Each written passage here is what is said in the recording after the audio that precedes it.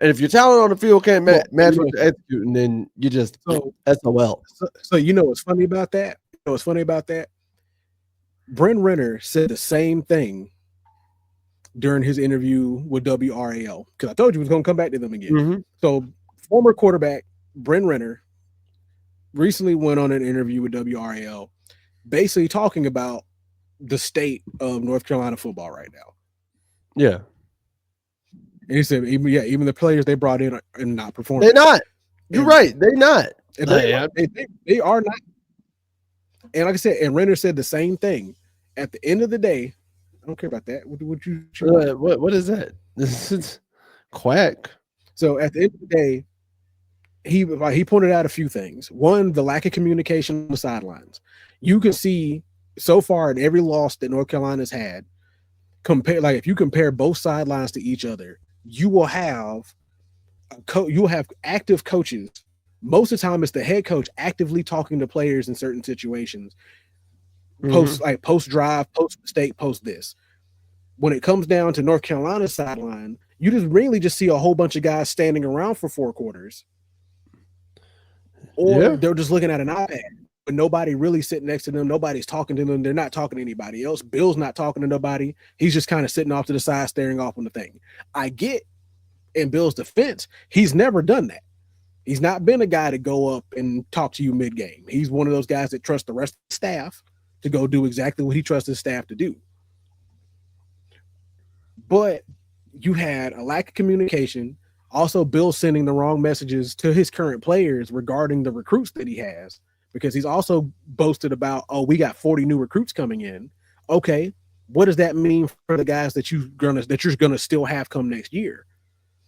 If you're not focused on the guys you have now, then what does that mean for them? All that's telling them is, okay, this new guy's going to come in and replace me anyway. Why do I need to stay here? The other problem is you need to change some of the tone when it comes to the coaching staff. Are you or are you not? Because he said himself, he doesn't feel like there's a need for significant change when it comes to personnel or the coaching staff. So what are you going to do that's going to fix the problems that you have? Because so far, your biggest problems have been play calling inconsistencies, inconsistent play from your players. There's also a lack of effort from your players in most of these games, unfortunately, especially the big losses. Now, I think the only game it looked like they actually fought in was the TCU game. Man. Then you have, and I tell you, I'll even give them the UCF game. The defense at least looked like it wanted to fight.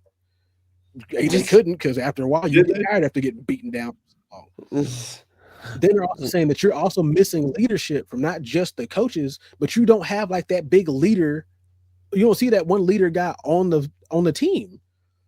Like, there's not that. You know how normally you have like 2 or 3 or 4 guys that'll get up and be like, yo, we got to do this. We got to do this. They start you talking to your guys to get them back in the game. You're not seeing that on the sidelines. So like I said, what is it that you're doing that's not boasting these guys to be in these positions? And then it's like we're in these, where we go into these games expecting them to have improved and only get disappointment every week. We're sitting here upset and disappointed because it's like, what did you do all week? You talk about you were focusing on the team that you're going against, but you look like you played Madden all week and thought this is what they gonna run. You play college football all week on rookie mode with a playbook that's not 100% the playbook that you gonna see. Hey, sure, it might have been like. I got you. You know what they did? They played college football 26 on rookie mode for a week, and then when it came time for the tournament, didn't realize they were going to be playing on all Heisman random playbook. They couldn't pick a playbook; they just did random playbook. And just like you said, because even he goes on to say, just like you said, at some point, sure, the coaching is one thing, but what happens between those lines during the game is down to the players executing what they need to execute. So at the end of the day, the coaches can't play for you. You have to go out there and play and make the plays that you're supposed to make. But when you don't do that, you get embarrassed, like you've been seeing. Like we hate to see it. We hate to talk about it. We would look because I told you earlier. I had to tell my mom earlier today. Butch Davis first year, they won 4 games, I think, but I saw hope and potential. I don't see any of that so far. Davis had no talent. He didn't. But that's the thing. He was still able to, like, you still saw the energy with Butch Davis. You still saw the passion with Butch Davis. You still saw that he was going to put forth the effort to try and get this team on the right page. And you saw the players buy into what Butch was telling them. You saw him buy in. Like, yeah, they might have got dog walk, but they were still going to be like, you know what? Hey, bro, we're going to turn this around. We're going to figure this out. We're going to do what we do, and we're going to get there. Right now, in the course of all of these games, we have consistently, and him and I talked about it on the live on Saturday, we've gotten worse after week. Week after week, it's gotten worse. The fact that us getting blown out by TCU 48-10 looks better than us losing to Clemson. What, 42? 38? No, 38. 38. 38-10. The fact that the TCU loss looks better than that? What is that saying, bro?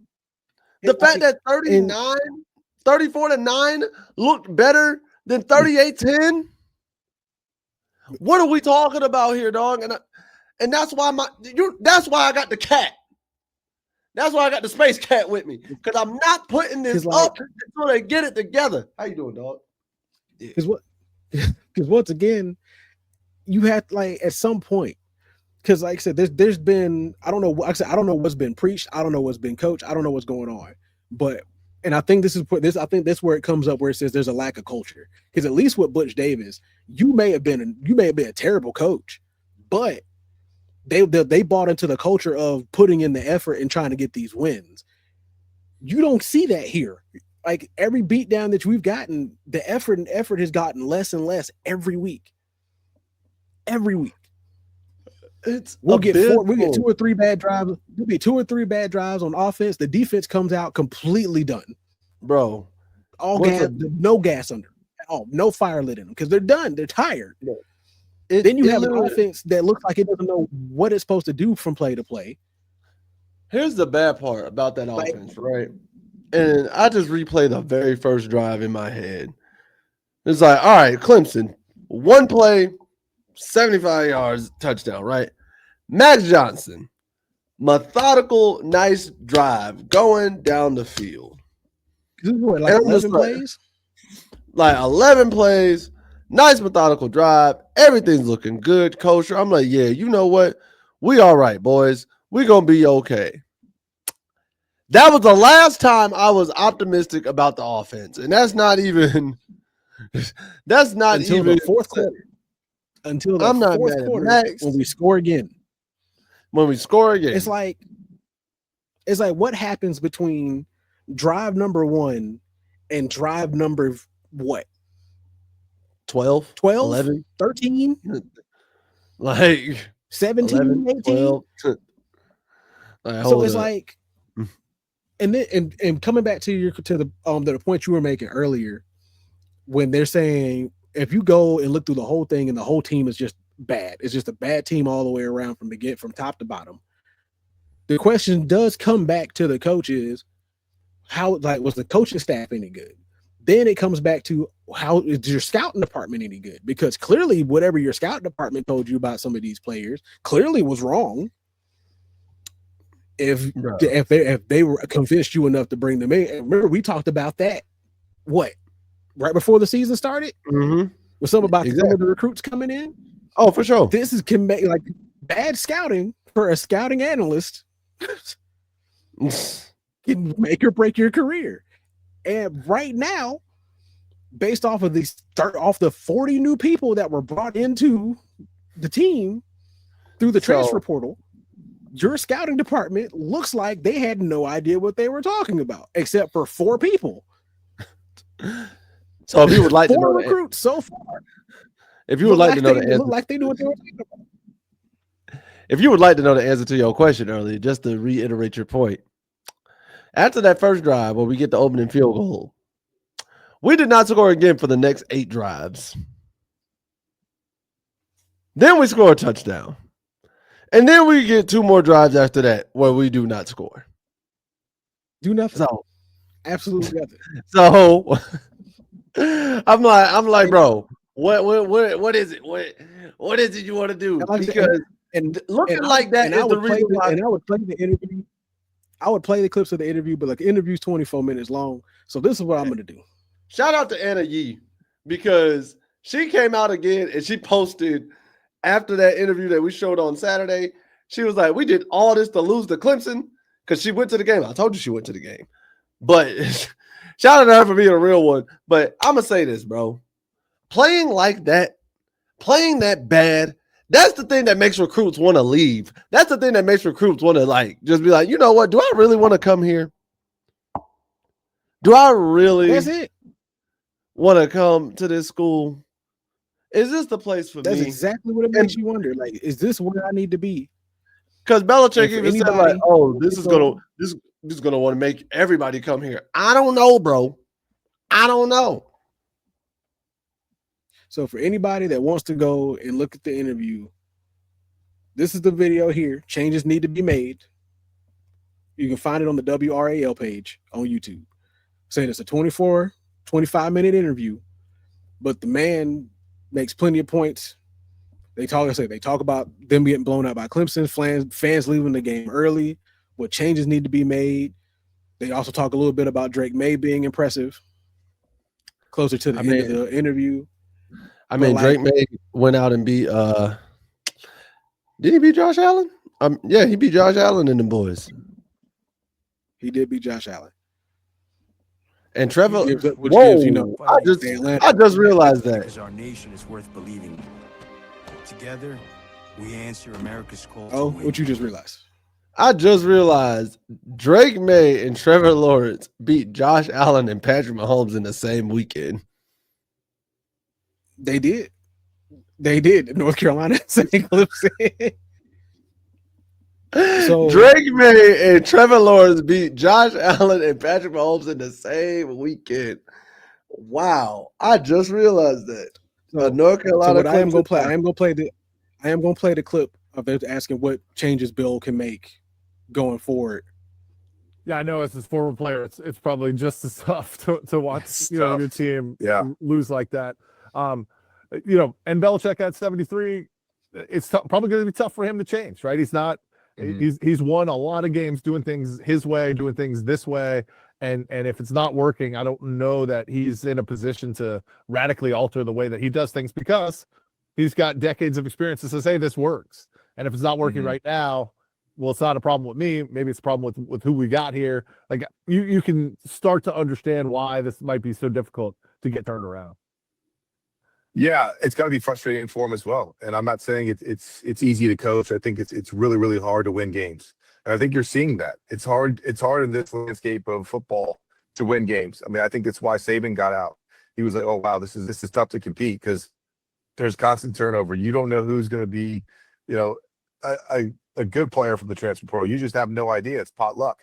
And you're losing the development part of college sports. I think that's really hard. And I think there has to be some grace and patience.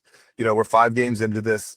I understand there's no panic level, but the lack of improvement, I think, is just something that I think everyone's concerned with. And even being competitive and just making simple mistakes that are kind of coachable and fixable and teachable. But to go back to Coach Belichick, I think he's given it everything he has. But you're going to hit a stretch now where you got to show improvement and signs that this team's getting better. All right, we'll switch gears one time and we'll get. I'm gonna say this. And you saw about. I heard someone in the notes say they heard during fall camp the coaching staff was real arrogant and blamed the players for not comprehending what they were teaching. And if that's the case that really happened, you can't do that. You can't. Let me get that one. It's you over here. Sorry. You're a coach. It is your job to teach the player what you need them to do. That is why you are paid. That is what you are there for. If they are not comprehending what you are asking of them, it is your job to meet the player on their level and help them comprehend, help them understand, help them execute what you want them to do. What are we talking about here? Like, I'm not saying like you, bro. Like, I'm not mad at you. I'm mad if this is true. And the way we saw how they execute on that field, I believe it's true. Because I said on Saturday, the way that secondary played, that is a coaching flaw. Because there is no way that secondary should be flawed like that. Like, you are the coach. You are supposed to teach this player, hey, this is the technique. Hey, if you're shedding the block, make sure inside is here, inside arm is here, outside arm free. If you're teaching the DBs, you teach them how to get out of their back pedal when the receiver breaks that threshold at 5 yards. If you're a receiver, you are teaching them how to break press coverage and get off man. Like, what are we? I think that irks me because I've ran into coaches like that. I've ran into coaches like that who simply think, oh, if I say this, and it'll be fine. Like, you're supposed to automatically comprehend it. It's like, no. How do you want this done versus how I do it? Because me as a player can do this thing one way, and the way I've been taught by others, and that's not the way you want it done, or that's not how you do things. Because, for example, you know, our old situation coach down in Charleston, man's always said run a slant off one step. I'm like, what? No, I go up 2 steps and then I'm breaking. He's like, why would you do that? Because that's literally getting me depth and making 1 step. I'm running a drag. I'm not running a slant no more. So see here, somebody says Bill was on vacation when he got the job. He and that arrogant chancellor got one another page for politics and vengeance. I guess that's a statement right there. Listen, bro. I just hate that arrogant aspect. And to add what you said, as somebody who has a couple of years of coaching under his belt at this point in life, it does not make sense that if you can call yourself a coach and then the first thing you do is blame your players for not understanding what you're trying to teach. If you can't teach it, you know what that means? That means you don't understand it. My simple life goal is this: if whenever I'm training or teaching somebody, I say the same thing every single time. If I can't explain it to you in simple terms, that means I don't understand it. And if I don't understand it, guess what? I'm not the right one to teach you. Facts. Because if I don't understand it, what's the point of me telling you something that I don't understand? If you are out here blaming your players for concepts that they don't understand, then that means you aren't understanding. You're not teaching it in the correct enough way. You can't understand it enough to teach it to somebody else. You cannot go into the college landscape and think that all of these players are going to have the same mind state as a veteran NFL player, because guess what? They don't. They just got most of them just got out of high school. A lot of them are going through simplistic playlists that they've been running for 4 years. They probably have a playbook that has the same set of at least 10 plays that every school across the nation plays. And the verbiage itself is probably just as simple as the playbook. So when you get to the college level, not all of them are going to know what a whip route means. A lot of them not going to know what a post 7. Nobody's going to understand not all of them going to understand what a 7 route is. Heck, the first time I heard what a 7 route was when I met you in Charleston. Bro, here's the bad part. Not only that, it's the verbiage, right? It's the verbiage. Just like you said, not everybody's going to know a whip route. Some people know that as a pigtail. Some people know as a hook versus a curl. Some people know a post and a post and a corner. Like, the verbiage changes in so many different ways, and even the numbering.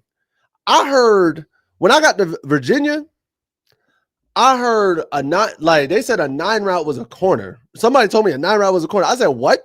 They said a 0 is a fly. Like, a 0 is a go route. I'm like, huh? All right. Facts. Like, I tell my kids, it's not what you know, it's what you can convey. It's facts. Facts.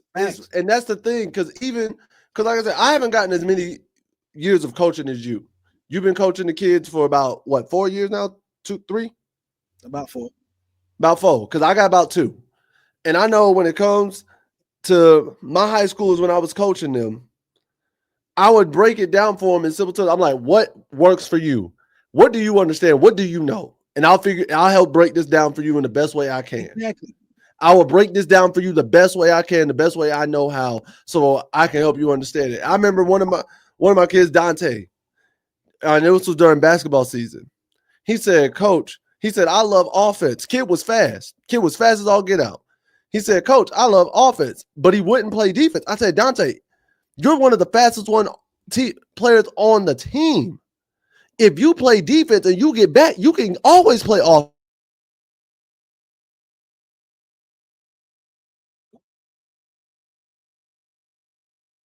I don't know if that's me or him. Oh Lord. Oh, okay. I guess that was him. But nah, like this is a frustrating situation because, and you too, thank you for bringing that up, because it's like over the last several years of me being a coach, sure, I've been frustrated. I've definitely been frustrated. I've had some moments where I shouldn't have. But overall, if I can't teach you and you don't look like you improve by the end of the day, there's no reason for me to be your coach. That's it. Point blank, period. If I can't teach you something and you don't understand it by the time I get done telling it to you, and if I have to tell it to you multiple times throughout the year, then so be it, especially if it's your first time being here. Verbiage and operations are completely different when it comes down to different teams. And the fact of, if you have this set of coaches coming in and you got guys coming from different programs with different playbooks and different coaching styles, you have to remember the first thing you have to figure out is, okay, what do you know that's similar to what you did where you were? If I can't figure out, okay, how can I bridge that gap from where you were to where you are now, then what am I talking about? Why am I wasting my time? Or why am I really wasting your time? Because you're here to play for me. They pay me to be here. You came here because you wanted to be here. So it's like, and like I said, and me and Myron have talked about it multiple times over. At some point, and they keep bringing it up all the time. At some point, Bill has to shake up that coaching staff room. It's just gonna have to happen. Because at some point, yeah, I can hear you. No, I'm saying he has to. So yeah, he has to, because I can understand that Mike Lombardi was at Oregon and helped develop Dylan Gabriel into a Heisman candidate. I get it, but also you have to remember Matt Lombardi was on a coaching staff that honestly was good at developing players. Facts. Because up until this point, all he would ever been at either a assistant to somebody or an analyst somewhere. And with you being an analyst, you should be able to figure out, okay, how is the best way to help these quarterbacks develop? Because so far, as good as Gio was coming out of South Alabama, Gio looks lost. Oh, for sure. So as the quarterback's coach, what is Matt Lombardi doing? And if it's not Matt Lombardi, it brings us back to Agent Zero, Freddie Kitchens. What is Freddie Kitchens doing to maximize his players? Hold up. Because so far, as we've seen in the last week, sure, Max can get the ball around to whoever we need to get the ball around to. But if you're not playing the right calls or making the right route packages for the situation you need it in, or adjusting your offense for the situation, you're going to keep looking like a terrible offense. And it annoys the heck out of me. Because as a coordinator, your job is to put your best players in the best position to make plays. The sad part is he may need to get rid of his son as defensive coordinator. And that's a possibility. If push comes to shove and that's what you got to do, then that's what you got to do. Right. Because nepotism at this point ain't going to help you. Sure, it helped you back in New England, but then again, the coaching staff you had in New England was good. The players you had were good. So they could cover up some of those coaching mistakes that he had. Plus, Steve wasn't even the coordinator up until maybe Super Bowl 3, the third Super Bowl, fourth Super Bowl, maybe. I don't know, because from what I saw, I don't know if he was ever like a full coordinator. But it's just, my thing is this, bro. That is one of the coaching sins, like one of the coaching cardinal sins you never break. You never blame your player for what you didn't convey to them. You never sit there as a coach. You're like, all right, if you don't understand it, I have to help. He kept us. I have to took a month-long nap. Hollywood movie called Mount Your Rant. Oh Lord. But when you're sitting there looking at these players and you're like, why aren't they executing? Why aren't they executing? As quiet as it's kept, you got to start looking at yourself as a coach, bro. Am I teaching them the right way? Am I doing it the right way? Are they understanding what I'm saying when I say this technique? Because I didn't know. I'll be honest with you. I didn't know Mike, Sam, and Will as linebacker positions. I didn't know those were the names for them up until I got to college. We just always called it middle, strong, and weak side. Everywhere else I went. And funny thing is, in high school on my end, we called them Mike, Sam, and Will. I didn't know until I got to college. And I honestly was just in film. And because we were watching film, I was like, you know what? I asked my coach, I pulled him to the side. I said, Coach, I feel as though I know the term. I feel as though I know this, but I'm asking you, can you just make sure I'm not stupid? My position coach, receiver. I said, is Mike middle, Sam strong, and Will weak? He's like, yeah. Why you ask? I said, because for me, military kid, everything, every school I've been to, they just straight up called it middle, strong, and weak. I never heard Mike, Sam, and Will before. But I didn't want to look stupid because I'm coming back from overseas, coming back to the States playing, right. and I'm playing with guys who get wrong. Yeah. And like I'm playing with guys who've been calling it that for their programs for years on end. But my coach was cool enough and understanding and a coach enough to take his time and meet me where I was at and said, all right, Myron, I got you. Yeah. Mike, Will, Sam. Now they can alternate, they can flip. And he's like, usually this is why we call this the Sam. This is why we always call this the Will, because it doesn't necessarily always, because for me, in the way we did it, it was always predicated to like the side of field. But the way they were saying is that sometimes it can flip based off the formation they're in, like the defensive formation they're in and so forth. Yeah, because for us, the Samback was always on the strong side of the line. So wherever the tight end or the stronger side of the line was, that's the side you were going to line up on. Because we had calls like stack Mike, Sam, shoot, which is right. You stacked up, linebackers are stacked over the tackles. Sam shoot is Sam on a blitz. Mike, Sam is our blitz on the strong side of the line. So we were used to like that. But then when we got like I said, when we got to the semi-pro stuff, where we're getting like, oh, this is what this route is, and this is what this route is. Because on offense, for me, we had hook, post, go, over. We were just called them by what the route actually was. They weren't called 9 routes. They weren't called 7 routes. They weren't called ones. We had hook, return, fly, slant, all that. So we were just called them by what they were called. So when I heard 7 route, I'm like, I don't know what that is. Hey, you remember the first time we heard Kobe?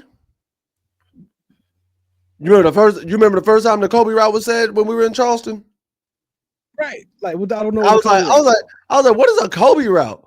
And then there was like, it's a comeback. I said, okay, I guess I can get that. That's an interesting terminology because I've never called it that. I always just called it a comeback. I always called it a comeback. And then not only that, the difference in numbers. Some coaches, it was always the even numbers were inside routes and the odd numbers were outside routes, or vice versa. The odd numbers were the inside routes, the even numbers were the outside routes. So you had to figure out what that coach did. and how that coach did it. Because I think I'm like, what? I think we were in Charleston. It was on the even numbers were inside routes, and the odd numbers were outside. And it was just like, so if you had 11 routes, it's just 2 goals. Like 18 was a fly and an in. Right.